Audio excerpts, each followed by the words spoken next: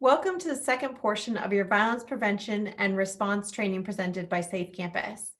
Next, we want to talk a little bit more specifically about what sort of signs we should pay attention to that might be an indicator that someone may be experiencing violence or is perpetrating violence as well. So the first thing I want you to reflect on is, how do you know when a situation is escalating toward greater violence? What are the signs that you may notice or that someone may share with you? Often we call these behaviors of concern or warning signs. So first, I want to give you just a few moments to reflect and jot down any ideas or notes you have around signs that you may notice that would let you know a situation is potentially building toward greater violence.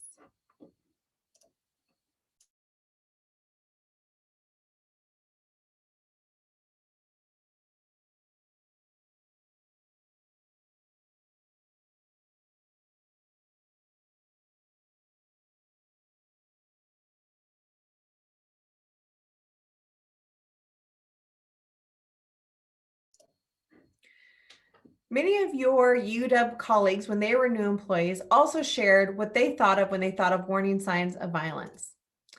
They often thought of situations where individuals were disengaging from the workplace. They may have been withdrawing or having lots of absences, which are unusual or unexplained. Those individuals may have also been expressing higher degrees of frustration or emotions over daily events or tasks. They may have been talking about interactions that they were having and how stressful those interactions were and how difficult it was to cope with them. They may have been experiencing mood swings and acting really differently with colleagues or other students, or acting erratic. So it's really about that shift in behavior from what was the norm for that individual, right? That it's really changed. That also, some folks have shared that certainly someone who is talking directly about suicide, intention to harm themselves, also doing things that have us concerned that they're considering suicide, such as giving away really valuable items or disengaging as well. In addition to folks who have shared that they might be experiencing threats or targeting online, we would call this online harassment or stalking. This might be someone who is known to them or unknown. In addition to certainly someone sharing that they're experiencing physical assault or also noticing physical bruises on someone. In addition to that, threatening body language, verbal or physical, happened in person, but we are also seeing how that manifests now that many of us are interacting online. And it might mean someone who in Zoom meetings is intimidating or bullying, or is saying degrading things about individuals they supervise or their colleagues. These behaviors can still happen even when we're not together in person. Overall, one of the key things with warning signs is that you do not have to know what is causing these things to occur. You can notice a warning sign and recognize that it's a reason that someone might need help and support, and it's a reason to potentially connect them to resources. Don't feel like you have to understand what the underlying issues may be in order to reach out and offer that caring acknowledgement that someone may be suffering. Specifically, I want to give you some information around suicide risk as well. As the pandemic continues and social isolation, we certainly want to be thinking even more about how community members may be struggling during this time. So when we're considering suicide risk, we're looking at behavior shift, such as someone who is using increased levels of alcohol and substances to cope, and maybe this is impacting their ability to complete their classwork or to show up to Zoom meetings and participate. Someone who's had a mood shift, so a real change in their demeanor and behavior, or someone who's talking about not being able to go on any longer, not be able to cope, saying that they really have no support and they can't handle the stress they're under. These sort of statements could be concerns for well-being. It could mean that someone is really suffering. And what we want to do at the University of Washington is really reach out and offer someone support when we notice these warning signs. Again, if you are concerned for someone's well-being, you can call Safe Campus anonymously. You can call and share what you know, and then we'll have a conversation. What we often do is we help someone talk through additional risk factors that may be present. That can include someone's access to lethal means, such as whether or not they have a weapon at home or access to medication, whether or not someone is experiencing a profound loss, Certainly, many of us are experiencing a loss right now during the pandemic of how we intended this time to be, our relationships, or just what sort of progress we thought we would make in our career. In addition to that, we know that isolation is a risk factor for suicide, and many individuals are incredibly isolated right now due to social distancing restrictions during the pandemic. And then also imposter syndrome. So, does this person have connections to community? Do they feel really alone in their identity? When they look around, do they feel that others are thriving and they're really struggling?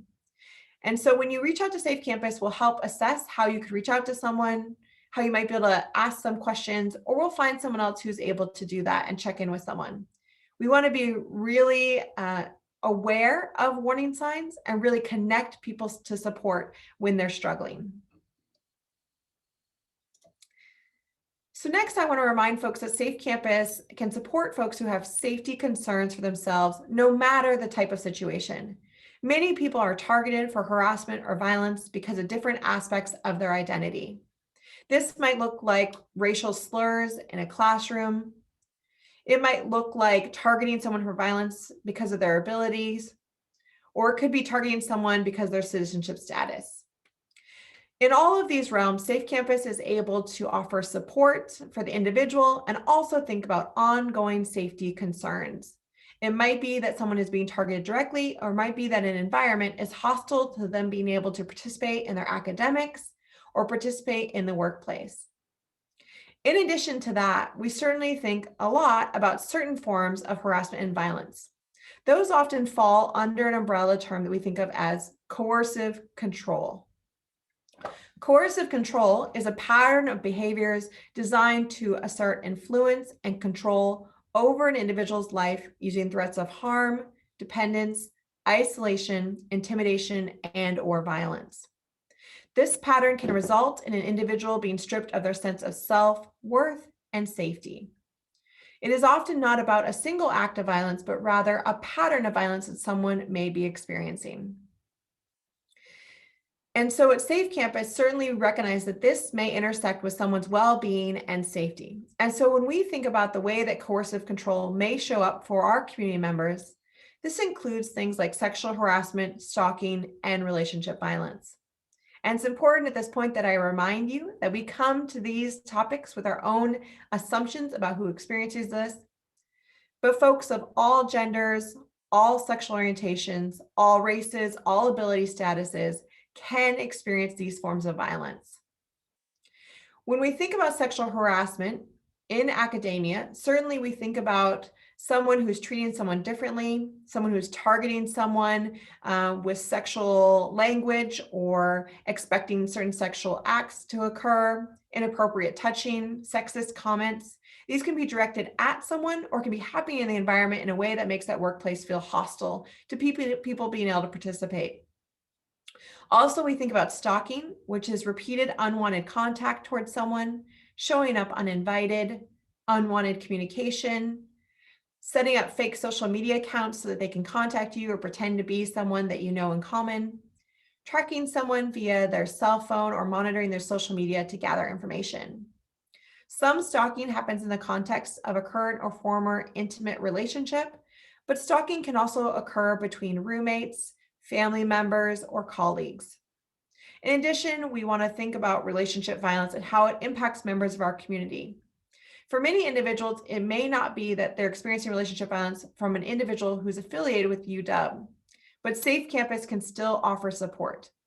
Even if the violence or harm that you're experiencing is from someone who is a member of the larger community, we are able to offer resources and safety planning and connection to confidential advocates.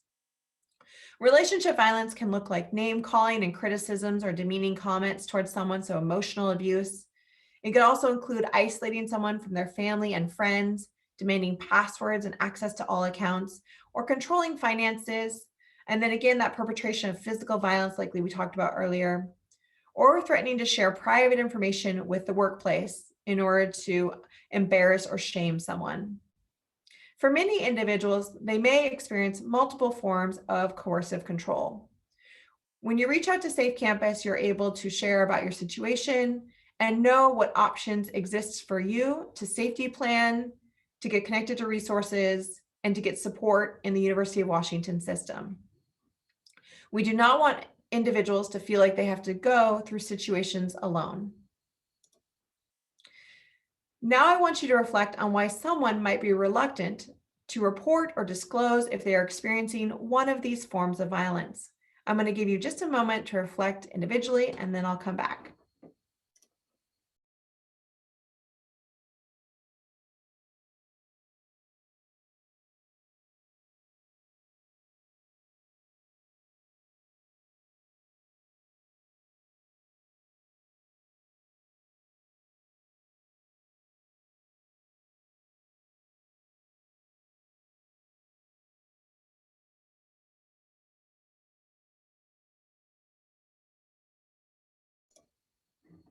I want to share with you what other UW new employees have shared in response to this question when they have attended trainings. Many individuals recognize that people are concerned about retaliation. So they are worried that if they bring up a situation they are experiencing, especially if it's happening because of someone at UW perpetrating that violence, they may be worried that it'll impact their professional development, such as they're being granted opportunities in the future for promotions or raises or career development. They may be worried that the behavior will escalate and they'll be targeted for further harassment or violence. Individuals might be worried that if they bring it up, they won't receive a supportive response, that they might lose credibility with their friends, that they won't be believed, or that they won't know where to go to get the support that they need. And so even if they reach out, it won't result in a resolution of their situation. Many other folks who experience these forms of violence really are experiencing a range of emotional reactions. They might feel shame about what has happened because the person who's harmed them might have made them feel responsible for their behavior. They might feel blamed for what is occurring or embarrassed about sharing that this is happening to them. The reason this is an important question to consider is that we cannot assume that people will come to us when they are suffering or being targeted with violence and harm. We have to recognize that there are so many different reasons why people are afraid to come forward, and we have to actively reach out to our colleagues and let them know that if they come to us, we will believe them and trust them, and we will offer support and resources. Everyone at the University of Washington needs to be prepared to be a supportive colleague, a supportive mentor, a supportive friend to students, staff, and faculty. I want to offer you a reflection question at this point. Now that we've thought about some additional forms of violence and harm, I want you to consider if you're aware of a student or coworker, it might be here at the University of Washington or in a previous workplace, who's experienced sexual harassment, relationship violence, or stalking.